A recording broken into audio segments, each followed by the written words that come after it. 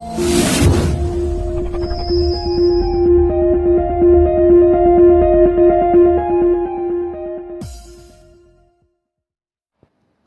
Supreme court যে রায় দিয়েছে SSC মামলা নিয়ে, এই রায়ের বিষয়টা যদিও আদালতের উপরে কেউ কথা বলতে পারে না, তা সত্ত্বেও কিন্তু আমাদের বক্তব্য না জানিয়ে আমরা থাকতে পারছি না। সেটা হচ্ছে যে এভাবে পুরো প্যানেলটাকে বাতিল করে দেওয়াটা ঠিক হলো বলে আমরা মনে করি না। তবে এই সুপ্রিম কোর্ট নিশ্চয়ই তারা আইন অনুযায়ী কাজ করেছে বা আইনের মধ্যে থেকেই কাজটা করেছে। তবে এর পেছনে সবচেয়ে বড় ভূমিকা যেটা আছে সেটা হচ্ছে যে এই রাজ্য সরকারের, পশ্চিমবঙ্গ রাজ্য সরকারের এবং তৃণমূল দল যারা এই রাজ্য সরকারটা পরিচালনা করছে, তার সাথে সাথে মধ্যশিক্ষা পর্ষদ এবং স্কুল সার্ভিস কমিশন, তাদেরও ভূমিকাকে অস্বীকার করা যাবে না।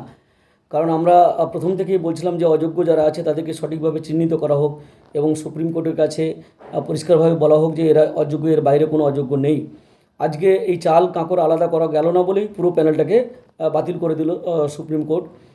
যদিও মানে অত্যন্ত কষ্টকর একটা ব্যাপার, কিন্তু এটা সুপ্রিম কোর্ট আইনের মধ্যে থেকেই করেছে। এটা অত্যন্ত বেদনাদায়ক এবং একটা ঐতিহাসিক ঘটনা, মানে কলঙ্কিত দিন বলতে পারেন আমাদের রাজ্যে। কারণ আমাদের রাজ্যে এরম এত চাকরি বাতিল এবং সেটা দুর্নীতির মাধ্যমে চাকরি দেওয়ার জন্য বা অনিয়ম করে চাকরি দেওয়ার জন্য, অর্থের বিনিময়ে চাকরি দেওয়ার জন্য এর অতীতে কোনো দিন হয়নি। স্বাধীনতার পরে অনেক সরকার আমাদের রাজ্যে এসছে এবং তারা পাল্টেছে, কিন্তু তাদের আমলে এই ধরনের ঘটনা ঘটেনি, যেটা এই বর্তমান সরকারের করে দিল একটা দৃষ্টান্ত। আমার মনে হয় যে এই চাকরি বাতিলের ফলে প্রায় 26,000-এর কাছাকাছি শিক্ষক শিক্ষাকর্মী তাদের ভবিষ্যৎ অনিশ্চিত হয়ে পড়ল।